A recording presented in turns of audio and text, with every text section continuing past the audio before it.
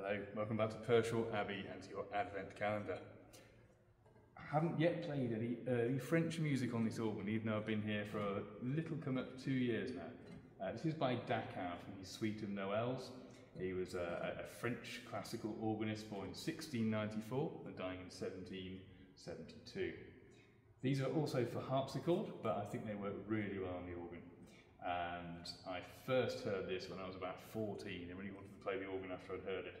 And so it's a big dialogue between the little reeds on the positive and the little reeds on the swell and the big, great big reeds on the great organ. There we go. They're all talking to each other, all harmonious. Here we go.